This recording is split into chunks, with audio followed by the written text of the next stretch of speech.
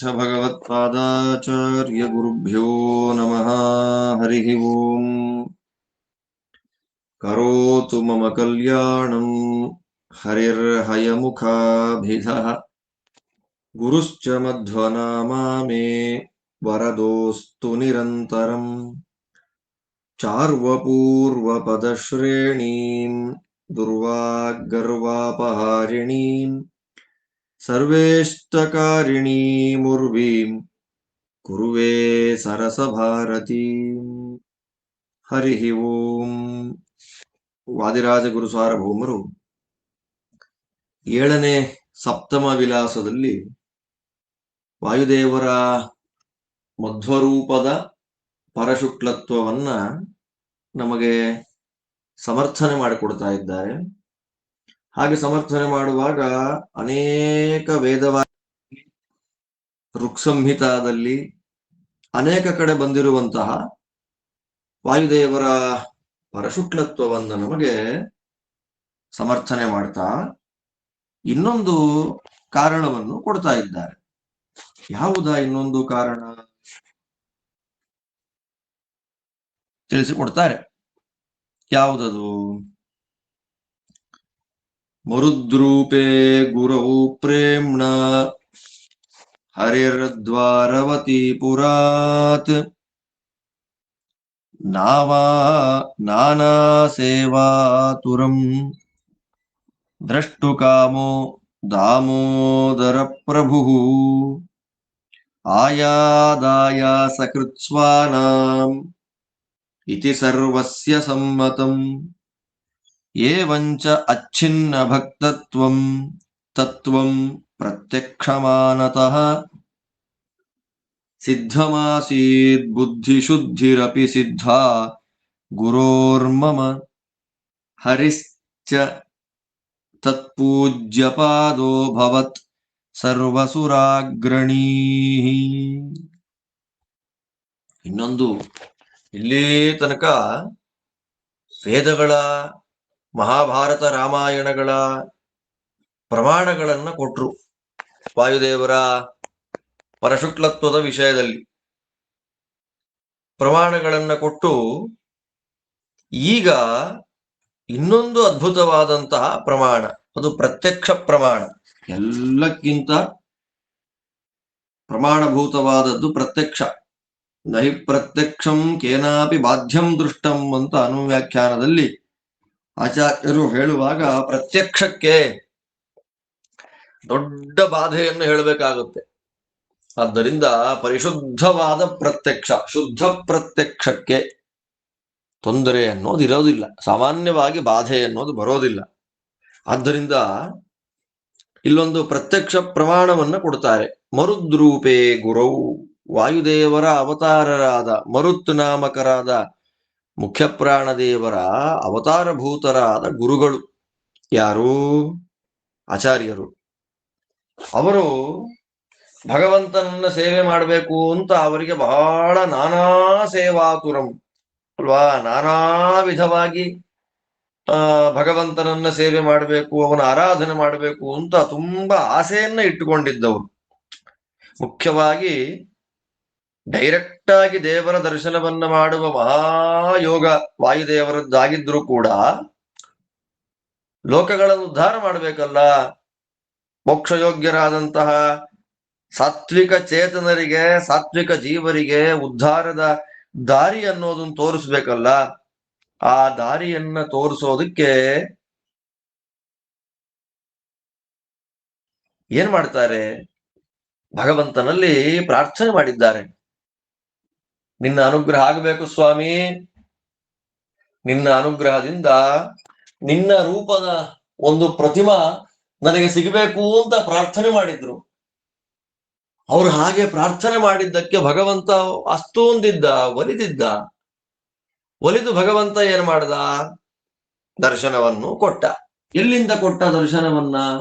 ನಮ್ಮ ದಾಮೋದರ ಪ್ರಭು ಅಂತಾರೆ ವಾದಿರಾಜರು. ದಾಮೋದರ ಸ್ವಾಮಿ ದ್ವಾರವತಿಯಿಂದ, ದ್ವಾರಾವತೀಂ ಸಕಲ ಭಾಗ್ಯವತೀಮುಪೇಕ್ಷ್ಯ ಗೋಪಾಲ ಬಾಲ ಲಲನಾಕರ ಪೂಜನಂಚ ವಾರ್ಧಿಂ ವಧೂ ಗೃಹಮತೀತ್ಯ ಸಮಧ್ವನಾಥೋ ಯತ್ರಾಸ್ತಿ ತದ್ರಜತ ಪೀಠ ಪುರಂಗರೀಯ.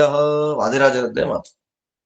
ಸಕಲ ಭಾಗ್ಯವನ್ನ ಇಟ್ಟುಕೊಂಡಿದ್ದ ದ್ವಾರಾವತಿ ನಗರವನ್ನು ಬಿಟ್ಟು ಆಚಾರ್ಯರ ಮೇಲಿನ ಪ್ರೀತಿಯಿಂದ ಭಗವಂತ ರೂಪ್ಯಪೀಠಪುರಕ್ಕೆ ಬಂದ. ಆದ್ದರಿಂದ ರೂಪ್ಯಪೀಠಪುರ ಅತ್ಯಂತ ಶ್ರೇಷ್ಠವಾಗಿದೆ ಉಡುಪಿ ಅಂತ ಹೇಳ್ತಾರೆ. ಎಲ್ಲರಿಗೂ ಗೊತ್ತಿರುವಂತಹ ವಿಷಯ, ಎಲ್ಲರೂ ಒಪ್ಪುವಂತಹ ವಿಷಯ. ದ್ವಾರಾವತಿ ತನಕ, ದ್ವಾರಕೆಯವರೆಗೂ ನನ್ನ ಭಕ್ತರು ಬಹಳ ಶ್ರಮಪಟ್ಟು ಬರಬೇಕು. ಆದ್ದರಿಂದ ಅವರಿಗೆ ಆ ಶ್ರಮ ಪರಿಹಾರ ಆಗಲಿ. ಎಂಥ ಕೃಷ್ಣ ದ್ವಾರಕೆಯಿಂದ ಬಂದ ಆಚಾರ್ಯರಿಗೆ ಅಂದ್ರೆ ಆಯಾಸ ಹೃತ್, ತನ್ನನ್ನ ಭಕ್ತಿಯಿಂದ ಸೇವೆ ಮಾಡತಕ್ಕಂತಹ ಭಕ್ತರುಗಳಿಗೆ, ಸಜ್ಜನರುಗಳಿಗೆ ಆಯಾಸವನ್ನ ಪರಿಹಾರ ಮಾಡುವಂತಹ ಭಗವಂತ ಎಲ್ಲಿಂದ ಬರ್ತಾ ಇದ್ದಾನೆ ಸ್ವಾಮಿ? ದ್ವಾರಾವತಿಯಿಂದ ಆಚಾರ್ಯರನ್ನ ನೋಡಬೇಕು ಅಂತ ಆಚಾರ್ಯರ ಮೇಲಿನ ಪ್ರೀತಿಯಿಂದ ಭಗವಂತ ಬಂದ ಕೃಷ್ಣ. ಎಲ್ಲ ಒಪ್ತಾರಲ್ವ ಇದನ್ನ? ಉಡುಪಿ ಕೃಷ್ಣನನ್ನ ಪ್ರತಿಷ್ಠೆ ಮಾಡಿದವರು ಆಚಾರ್ಯರು. ಆ ಕೃಷ್ಣ ಹಡಗಿನಿಂದ ಬಂದ, ಎಲ್ಲ ಒಪ್ತಾರೆ. ಸರ್ವಸ್ಯ ಸಮ್ಮತಂ, ಪ್ರತ್ಯಕ್ಷ ಅಲ್ವ ಇದು? ಇದರಿಂದ ಏನ್ ಗೊತ್ತಾಗ್ತಾ ಇದೆ? ಏವಂ ಚ ಅಚ್ಛಿನ್ನ ಭಕ್ತತ್ವಂ ತತ್ವಂ ಪ್ರತ್ಯಕ್ಷಮಾನತಃ ಸಿದ್ಧಮಾಸಿ. ಆದ್ದರಿಂದ ವಾಯುದೇವರ ಮೇಲಿನ ಅಪಾರವಾದ ಪ್ರೀತಿಯಿಂದ ಭಗವಂತ ಬಂದ ಅಂತಂದ್ರೆ ಯಾಕೆ ಬಂದ? ಅಚ್ಛಿನ್ನ ಭಕ್ತರಾಗಿದ್ದಾರೆ ವಾಯುದೇವರು. ವಾಯುದೇವರ ಅವತಾರರಾದ ಆಚಾರ್ಯರು ಅಚ್ಛಿನ್ನ ಭಕ್ತರಾಗಿದ್ದಾರೆ ಅನ್ನುವ ತತ್ವ ಇದರಿಂದ ಗೊತ್ತಾಗ್ತಾ ಇದೆ. ಯಾಕೆ? ದೇವರನ್ನ ಹುಡುಕಿಕೊಂಡು ಇವ್ರು ಹೋಗಲಿಲ್ಲ, ಆಚಾರ್ಯರನ್ನ ಹುಡುಕಿ ಆಚಾರ್ಯರಿದ್ದಲ್ಲಿಗೆ ಬಂದ ಭಗವಂತ. ಆಚಾರ್ಯರನ್ನ ಹುಡುಕೊಂಡು ಆಚಾರ್ಯರ ಸೇವೆಯನ್ನ ಸ್ವೀಕಾರ ಮಾಡಬೇಕು ಅಂತ ಸ್ವಾಮಿ ಅವನೇ ಬಂದ ದ್ವಾರಕೆಯಿಂದ ಹಡಗಿನ ಮೂಲಕ. ಇದು ಪ್ರತ್ಯಕ್ಷ. ತನ್ನನ್ನ ಯಾರು ಅಚ್ಛಿನ್ನವಾಗಿ ಭಕ್ತಿ ಮಾಡ್ತಾರೆ ಅವ್ರ ಹತ್ರಕ್ಕೆ ನಾನೇ ಬರ್ತೇನೆ ಅಂತ ಭಗವಂತನೇ ಹೇಳಿದ ಮಾತಲ್ವ ಇದು? ಬಂದ ಭಗವಂತ. ಇದರಿಂದ ಏನು ಗೊತ್ತಾಗ್ತಾ ಇದೆ? ಪ್ರತ್ಯಕ್ಷ ಪ್ರಮಾಣ ಇದು. ಇದನ್ನ ಅಲ್ಲಗೆಳಿಲಿಕ್ಕಾಗೋದೇ ಇಲ್ಲ. ರಾಮಾಯಣ ಮಹಾಭಾರತಗಳು ಯಾರು ನೋಡಿಲ್ಲ.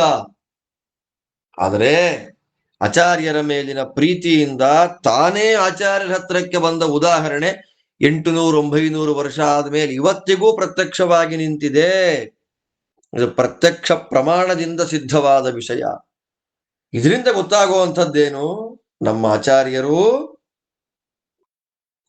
ಭಗವಂತನ ವಿಷಯದಲ್ಲಿ ಒಳ್ಳೆಯ ಶುದ್ಧ ಬುದ್ಧಿ ಉಳ್ಳವರು.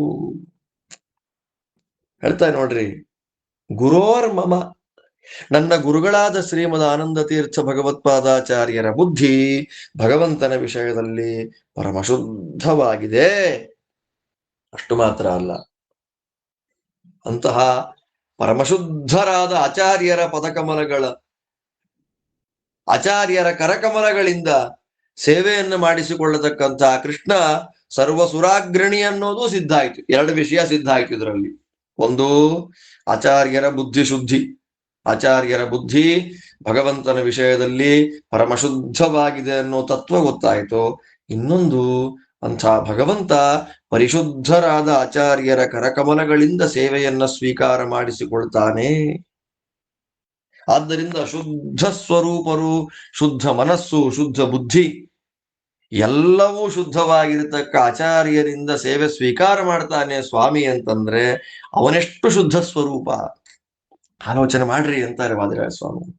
ಯಾಕೆ ಅಂತಂದ್ರೆ ಉರರಿ ಕುರುತೆ ಚಾರ್ವಾ ಕೋಪಿ ಪ್ರತ್ಯಕ್ಷಮಾನತಾಂ ತತ್ಪ್ರತ್ಯಕ್ಷಂ ಸರ್ವಬುಧೈರಕ್ಷ್ಯಂ ಮಾನಂ ನ ಸಂಶಯ ನ ಚೇಚ್ಚಾರ್ವಾಕತೋಪ್ಯರ್ವಾಚೀನ ಸ್ಯಾತ್ ವಿದುಷಾಂ ಬಹಿಃ. ಆದ್ದರಿಂದ ಚಾರ್ವಾಕ ಸಾಮಾನ್ಯವಾಗಿ ಪ್ರಮಾಣಗಳು ಎಷ್ಟು ಒಂದು ವಿಷಯದಲ್ಲಿ ಅಂದಾಗ ಪ್ರತ್ಯಕ್ಷ, ಅನುಮಾನ, ಆಗಮ ಅಂತ 3 ಹೇಳ್ತಾರೆ. ಆದ್ರೆ ಚಾರ್ವಾಕ ಮತ ಪ್ರಕಾರ ಅನುಮಾನ ಆಗಮಗಳು ಅವರಿಗೆ ಪ್ರಮಾಣ ಅಲ್ಲ. ಚಾರ್ವಾಕರಿಗೆ ಪ್ರತ್ಯಕ್ಷ ಮಾತ್ರ ಪ್ರಮಾಣ.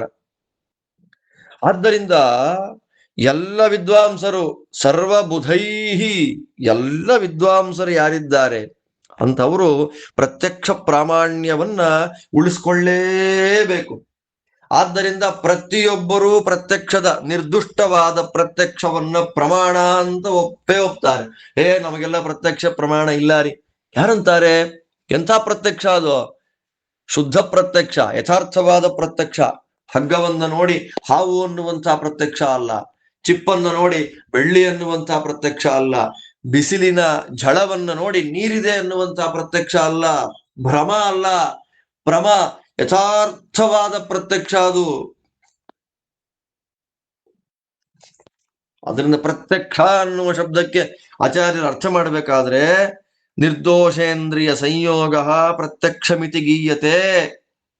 ನಿರ್ದುಷ್ಟವಾದ ಇಂದ್ರಿಯಗಳಿಗೆ ವಿಷಯಗಳ ಸ್ಪರ್ಶವಾದಾಗ ಅದನ್ನ ಪ್ರತ್ಯಕ್ಷ ಅಂತ ಕರೀತಾರೆ. ಅದು ಪ್ರತ್ಯಕ್ಷವನ್ನ ಚಾರ್ವಾಕರು ಪ್ರಮಾಣ ಅಂತ ಒಪ್ಪೋ ಕಾಲಕ್ಕೆ ನಾವೆಲ್ಲ ಪ್ರತ್ಯಕ್ಷ ಪ್ರಾಮಾಣ್ಯವನ್ನ ಕಾಪಾಡಲೇಬೇಕಲ್ಲ, ಒಪ್ಪಲೇಬೇಕಲ್ಲ. ಇಲ್ಲಿ ಏನು ಪ್ರತ್ಯಕ್ಷ ಇದೆ ಅಂದ್ರೆ ಆಚಾರ್ಯರ ಸೇವೆಯನ್ನ ಸ್ವೀಕಾರ ಮಾಡಿಕೊಳ್ಬೇಕು ಅಂತ ಕೃಷ್ಣನೇ ಆಚಾರ್ಯರ ಹತ್ತಿರಕ್ಕೆ ಬಂದ ವಿಷಯ ಪ್ರತ್ಯಕ್ಷ ಸಿದ್ಧವಾದದ್ದು. ಇವತ್ತಿಗೂ ಉಡುಪಿಯಲ್ಲಿ ಪಾಶದಂಡಧರನಾದ ಶ್ರೀಕೃಷ್ಣ ಆ ಪ್ರತ್ಯಕ್ಷವನ್ನ ಸಾಕ್ಷೀಕರಿಸ್ತಾ ಇದ್ದಾನೆ, ಅದನ್ನ ಓಕೆ ಮಾಡ್ತಾ ಇದ್ದಾನೆ.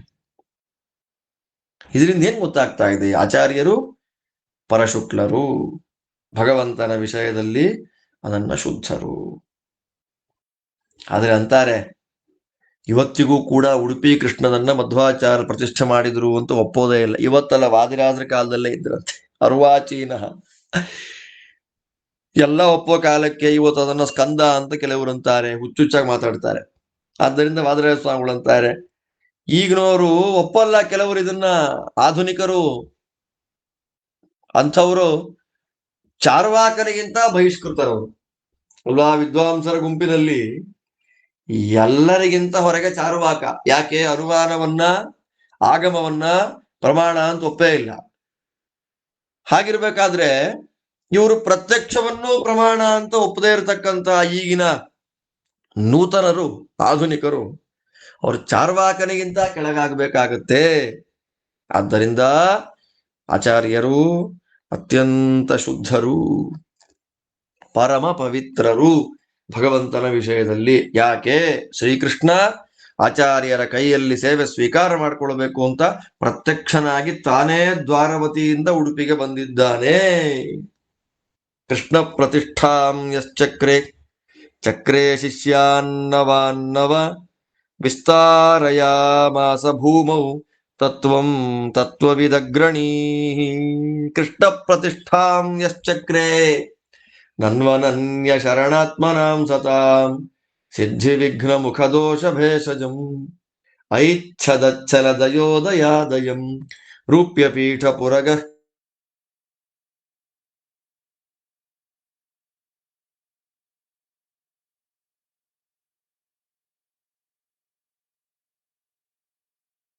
ಮಧ್ವ ಸರೋವರದಲ್ಲಿ ತೊಳೆದರಂತೆ.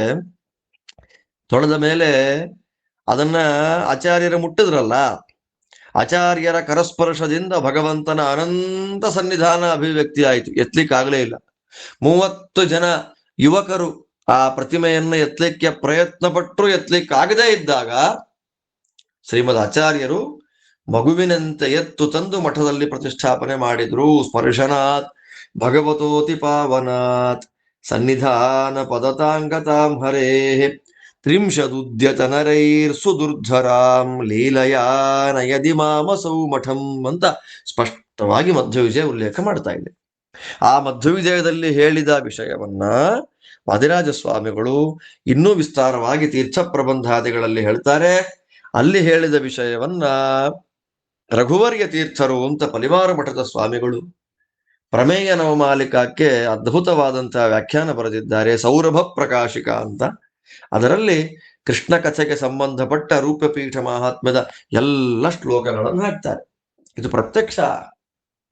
ಉಡುಪಿಯಲ್ಲಿ ಆಚಾರ್ಯರು ಪ್ರತಿಷ್ಠೆ ಮಾಡಿದ್ದು ಕೃಷ್ಣದೇವರನ್ನೇ. ಅನ್ನೋದು ಪ್ರತ್ಯಕ್ಷ. ಅಂತಹ ಕೃಷ್ಣದೇವರನ್ನು ಯಾರು ಪ್ರತಿಷ್ಠೆ ಮಾಡಿದರೋ ತಮ್ಮ ಶಿಷ್ಯರಾದ ಅನೇಕ ಸನ್ಯಾಸಿಗಳಲ್ಲಿ ಸಂಪ್ರದಾಯ ಪ್ರವರ್ತಕರನ್ನಾಗಿ 9 ಪ್ರಧಾನ ಶಿಷ್ಯರನ್ನಾಗಿ ಯಾರನ್ನ ಸ್ವೀಕಾರ ಮಾಡಿಕೊಂಡ್ರೋ ನೋಡಿ, ಶಿಷ್ಯಾಂಚಕ್ರೆ ನವಾನ್ನವ ಅತ್ಯಂತ ವಿದ್ವಾಂಸರಾದಂತಹ 9 ಜನ ಶಿಷ್ಯರನ್ನ ಸ್ವೀಕಾರ ಮಾಡಿಕೊಂಡ್ರ ಆಚಾರ್ಯರು. ಯಾರವರು? ಪದ್ಮನಾಭ ತೀರ್ಥರು, ಋಷಿಕೇಶ ತೀರ್ಥರು, ನರಸಿಂಹ ತೀರ್ಥರು, ಅದಾದ ನಂತರದಲ್ಲಿ ವಾಮನ ತೀರ್ಥರು, ಉಪೇಂದ್ರ ತೀರ್ಥರು, ಜನಾರ್ದನ ತೀರ್ಥರು, ಅದಾದ ನಂತರದಲ್ಲಿ ವಿಷ್ಣು ತೀರ್ಥರು, ರಾಮತೀರ್ಥರು, ಅಧೋಕ್ಷಜ ತೀರ್ಥರು ಅಂತ 8 ಅಷ್ಟಮಠಗಳಿದೆ ಅಲ್ವಾ.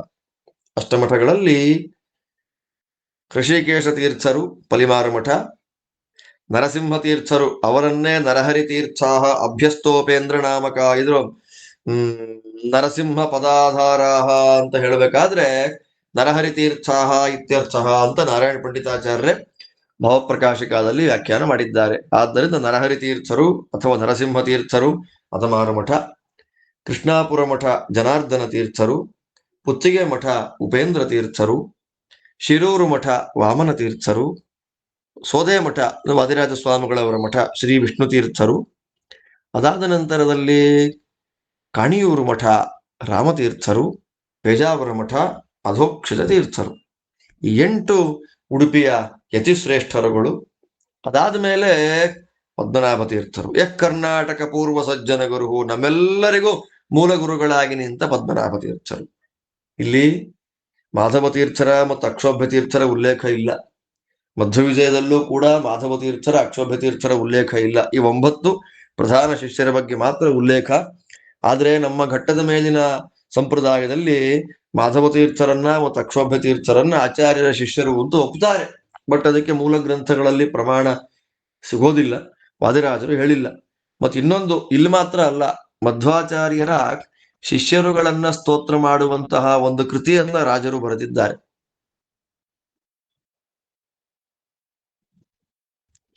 ಇಂದಿರೇ ಅರಸನ ಎಂದೆಂದು ಪೂಜಿಸಿ ಮಂದ ಮಾಯಿಗಳ ಕುಮತವ ಗೆಲಿದ ಉಪೇಂದ್ರ ತೀರ್ಥ ಯತಿರಾಯ.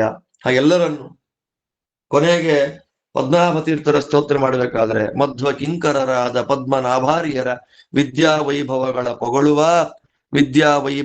ಪೊಗಳುವ ಕವಿಯಾರು ಶುದ್ಧ ಮುನಿಗಳಿಗೆ ಅಳವಲ್ಲ ಅಂತ ಮಧ್ವ ಆಚಾರ್ಯರ ಕಿಂಕರರಾದ ಪದ್ಮನಾಭ ತೀರ್ಥರು ಅಂತ ಋಷಿಕೇಶ ತೀರ್ಥರಿಂದ ಆರಂಭ ಮಾಡಿಕೊಂಡು ಪದ್ಮನಾಭ ತೀರ್ಥರವರೆಗೂ ಆಚಾರ್ಯರ 9 ಶಿಷ್ಯರನ್ನ ಸ್ತೋತ್ರ ಮಾಡುವ ಅದ್ಭುತವಾದ ಒಂದು ಕನ್ನಡದಲ್ಲಿ ಕೃತಿ ವಾದಿರಾಜ ಸ್ವಾಮಿಗಳು ರಚನೆ ಮಾಡಿದ್ದಾರೆ. ಅದು ನನ್ನ ಸುಮಧ್ವವಿಜಯ ಸಾರ ಸಂಗ್ರಹ ಅನುವಾದ ಕೃತಿಯಲ್ಲಿ ಅದನ್ನು ಹಾಕಿದ್ದೇನೆ ನಾನು ಅದನ್ನು. ಆದ್ದರಿಂದ ಶಿಷ್ಯಾಂಚಕ್ರೇ ನವಾನ್ನವ 9 ಜನ ಶಿಷ್ಯರನ್ನ ಸಂಪ್ರದಾಯ ಪ್ರವರ್ತಕರನ್ನ ಮಾಡ್ತಾರೆ. 8 ಮಠಗಳು ಅಲ್ಲಿ. ಘಟ್ಟದ ಮೇಲಿನ ಎಲ್ಲ ಮಠಗಳಿಗೂ ಮೂಲಭೂತರಾಗಿ ಪದ್ಮನಾಭ ತೀರ್ಥರು. ಅದಾದ್ಮೇಲೆ ವಿಸ್ತಾರಯಾಮಾಸ ಭೂಮೌ ತತ್ವವಿದಗ್ರಣೀಹಿ. ಅದಾದ ನಂತರದಲ್ಲಿ ತಾವು ಸ್ವತಃ ತತ್ವಜ್ಞಾನವನ್ನ ಯೋಗ್ಯರಿಗೆ ಕೊಟ್ಟರು, ತತ್ವ ಪ್ರಚಾರವನ್ನ ಮಾಡಿದ್ರು, ಶಿಷ್ಯರ ಮೂಲಕವೂ ತತ್ವ ಪ್ರಚಾರವನ್ನ ಮಾಡಿಸಿದ್ರು. ಆದ್ದರಿಂದ ಇವತ್ತಿಗೂ ಆಚಾರ್ಯರಿದ್ದಾರೆ. ಹೃದ್ಗಮಧ್ವಸ್ಯ ಕೃಪಯ ನೋಡಿ, ವಾದಿರಾಜ ಸ್ವಾಮಿಗಳವರ ಅದ್ಭುತವಾದ ವಿಶಾಲವಾದ ಚಿಂತನ. ನನ್ನ ಮಠವೇ ದೊಡ್ಡದು ಅಂತ ಹೇಳಲಿಲ್ಲ ವಾದಿರಾಜರು.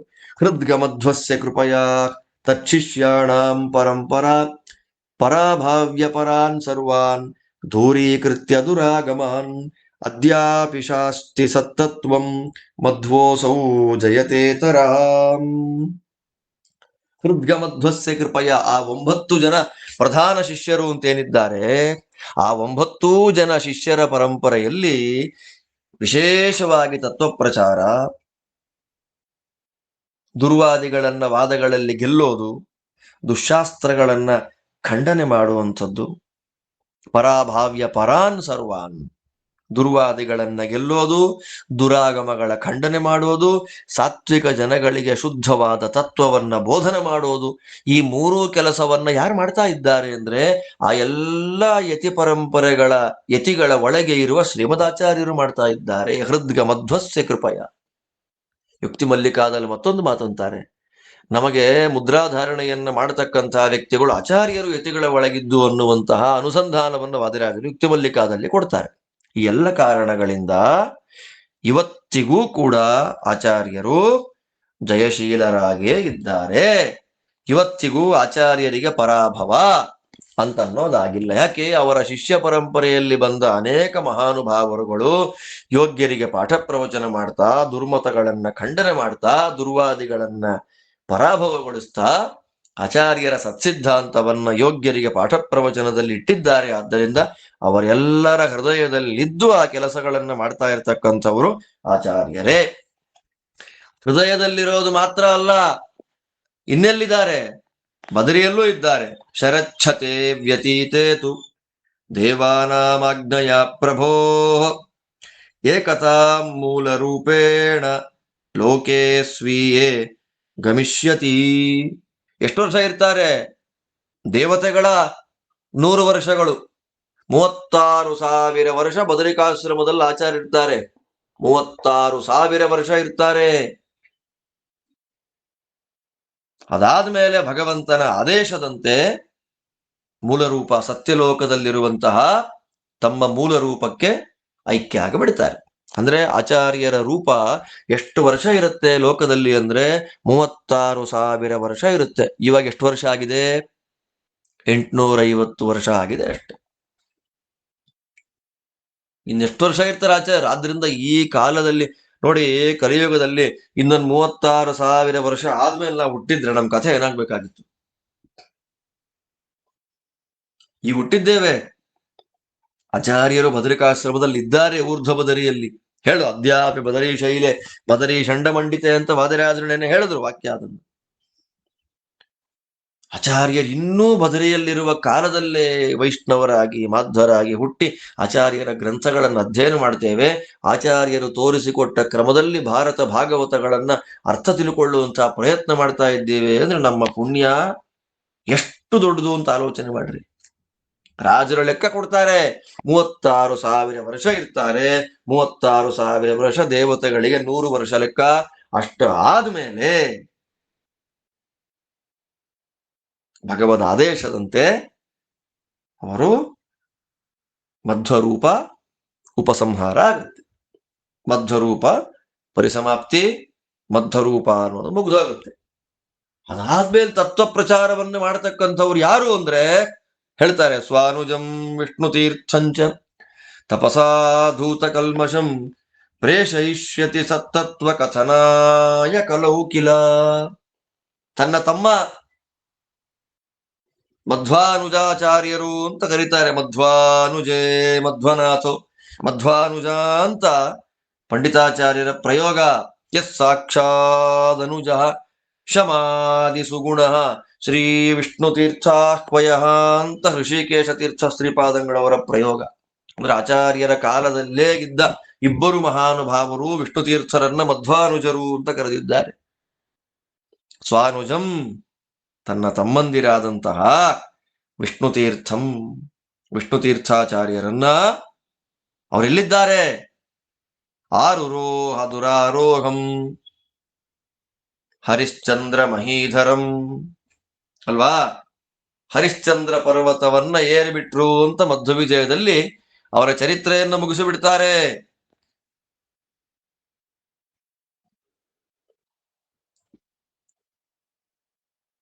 ಅನಿರುದ್ಧ ತೀರ್ಥರ ಪ್ರಾರ್ಥನೆಯಂತೆ ಉಡುಪಿಗೆ ಬರ್ತಾರೆ, ಕೃಷ್ಣದೇವರ ಪೂಜೆಯನ್ನು ಮಾಡ್ತಾರೆ.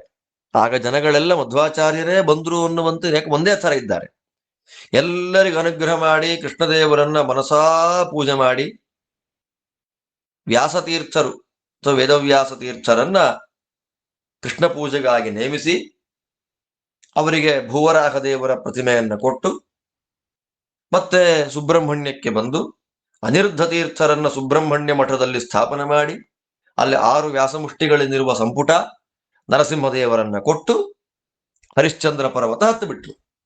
ಹತ್ತೇನ್ ಮಾಡ್ತಾ ಇದ್ದಾರೆ? ತಪಸಾಧೂತ ಕಲ್ಮಷಂ, ಈಗಲೂ ತಪಸ್ಸು ಮಾಡ್ತಾ ಇದ್ದಾರೆ.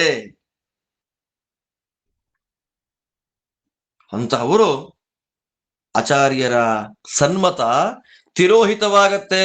ಮಧ್ವ ಮತ ಅನ್ನೋದು ಇಲ್ಲ ಅಂತ ಆಗ್ಬಿಡುತ್ತೆ ಅನ್ನೋ ಕಾಲಕ್ಕೆ ಆಚಾರ್ಯರ ಆದೇಶದಂತೆ, ಬದರಿಕಾಶ್ರಮದಲ್ಲಿರುವ ಆಚಾರ್ಯರ ಆದೇಶದಂತೆ ಹರಿಶ್ಚಂದ್ರ ಪರ್ವತದಲ್ಲಿರುವ ವಿಷ್ಣುತೀರ್ಥರು ಕೆಳಗಿಳಿದು ಬಂದು ಕಟ್ತಿಲ ಅನ್ನುವಂತಹ ಗ್ರಾಮದಲ್ಲಿ ಆಚಾರ್ಯರು ಏನು ತಮ್ಮ ಸರ್ವಮೂಲ ಗ್ರಂಥಗಳನ್ನ ಭೂಗತ ಮಾಡಿ ಹೋಗಿದ್ದಾರೆ, ಆ ಗ್ರಂಥಗಳನ್ನ ತೆಗೆದು ಎಲ್ಲ ದುರ್ವಾದಿಗಳನ್ನ ಖಂಡನೆ ಮಾಡಿ ಸತ್ಸಿದ್ಧಾಂತವನ್ನ ಸ್ಥಾಪನೆ ಮಾಡ್ತಾರೆ ಅನ್ನೋದು ಎಲ್ಲರೂ ಒಪ್ಪಿರುವಂತಹ ತತ್ವ. ಇದೇ ವಿಷಯವನ್ನ ಸಂಪ್ರದಾಯ ಪದ್ಧತಿಯಲ್ಲಿ ಫಸ್ಟ್ ಉಲ್ಲೇಖ ಮಾಡಿದವರೇ ಹೃಷಿಕೇಶ ತೀರ್ಥರು. ತಿರೋಹಿತೆ ಸನ್ಮತೇಸ್ಮಿನ್ ವಿಷ್ಣು ತೀರ್ಥೋ ಗುಹಾಚಲಾತ್ ಆಗತ್ಯೋ ಧೃತ್ಯ ತತ್ರತ್ಯ ಗ್ರಂಥಾನ್ ಸ ಪ್ರಸಯಿಷ್ಯತಿ. ಸನ್ಮತ ಆಚಾರ್ಯರ ಸತ್ಸಿದ್ಧಾಂತ ಅಂತನ್ನೋದು ಖಿಲವಾದಾಗ, ತಿರೋಹಿತವಾದಾಗ, ಇಲ್ಲ ಅಂತಾಗುವಾಗ ಕುಮಾರ ಪರ್ವತ ಶ್ರೇಣಿಯಲ್ಲಿರುವ ಹರಿಶ್ಚಂದ್ರ ಪರ್ವತದಿಂದ ಕೆಳಗಿಳಿದು ಬಂದು ಹೇಳಿದ್ನಲ್ಲ ಅದೇ ಗ್ರಂಥಗಳನ್ನು ತೆಗೆದು ಸತ್ಸಿದ್ಧಾಂತ ಸ್ಥಾಪನೆ ಮಾಡ್ತಾರೆ. ಎಂತ ದೊಡ್ಡ ತತ್ವ ಹೇಳ್ತಾರೆ ನೋಡ್ರಿ. ರಸಭಾರತಿ ವಿಲಾಸ ಅಪೂರ್ವ ಇದು.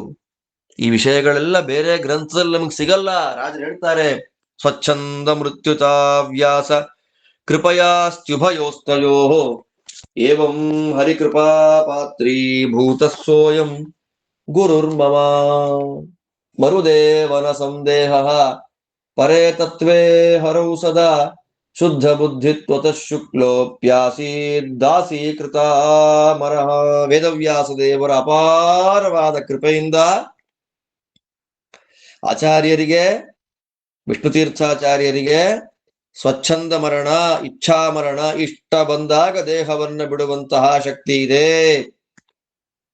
ವಿಷ್ಣುತೀರ್ಥರಿಗೂ ಶ್ರೀಮದ್ ಆಚಾರ್ಯರಿಗೂ ವೇದವ್ಯಾಸ ದೇವರ ಅನುಗ್ರಹ. ಅಂದ್ರೆ ವೇದವ್ಯಾಸರು ಯಾಕ ಅನುಗ್ರಹ ಮಾಡಿದ್ರು? ಸಾತ್ವಿಕರ ಮೇಲಿನ ಕರುಣೆ, ಸಾತ್ವಿಕರಿಗೆ ಸತ್ತತ್ವ ಸಿಗಲಿ, ಸರ್ವೋತ್ತಮತ್ವ ಜ್ಞಾನ ಬರಲಿ ಅಂತ. ಆದ್ದರಿಂದ ಈ ಕಾರಣದಿಂದ ನಮ್ಮ ಗುರುಗಳಾಗಿರತಕ್ಕಂತಹ ಶ್ರೀಮದ್ ಆಚಾರ್ಯರು ಮರುದೇವನ ಸಂದೇಹ, ಮರುತ್ ಏವ. ಎಷ್ಟು ಸಲ ಮರುತ್ ಅನ್ನುವ ಶಬ್ದ ಪ್ರಯೋಗ, ನನಗೆ ಒಂಥರ ಸ್ವಾರ್ಥ, ಎಂತ ಹೆಸರಿಟ್ಟಿದ್ದಾರೆ ನಮ್ಮ ಹಿರಿಯರು ನನಗೆ ಅಂತ. ಮರುದೇವನ ಸಂದೇಹ, ಮರುತ್ ಅನ್ನುವುದು ವಾಯುದೇವರು ಅವತಾರವೇ ಶ್ರೀಮದ್ ಆಚಾರ್ಯರು ಅನ್ನುವಂತಹ ವಿಷಯದಲ್ಲಿ ಸಂದೇಹವೇ ಇಲ್ಲ. ಎಲ್ಲ ವಿಷಯಗಳನ್ನ ಗಮನಿಸಿದ್ರೆ ಮುಖ್ಯ ಪ್ರಾಣದೇವರು ಮಧ್ವರಾಗಿ ಅವತಾರ ಮಾಡಿದ್ದಾರೆ. ಮಧ್ವರಾಗಿ ಅವತಾರ ಮಾಡಿದಂತಹ ವ್ಯಕ್ತಿ ಯಾರೋ ಸಾಮಾನ್ಯ ದೇವತೆ ಅಲ್ಲ, ಸಾಕ್ಷಾತ್ ಮುಖ್ಯ ಪ್ರಾಣದೇವರೇ ಅನ್ನುವ ವಿಷಯ ಸ್ಪಷ್ಟವಾಗತ್ತೆ. ಅಷ್ಟು ಮಾತ್ರ ಅಲ್ಲ, ಅಂತಹ ಮಧ್ವರೂಪದಲ್ಲಿ ಬಂದ ವಾಯುದೇವರು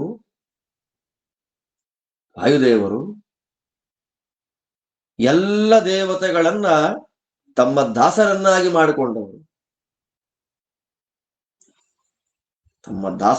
ಮಾಡಿಕೊಂಡವರು.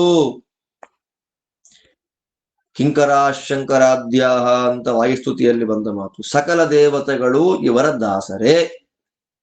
ಆದ್ದರಿಂದ ಇವರು ಪರತತ್ವನಾದ ಶ್ರೀಹರಿಯಲ್ಲಿ ಶುದ್ಧವಾದ ಬುದ್ಧಿಯಿಂದ ಕೂಡಿದ್ದಾರೆ.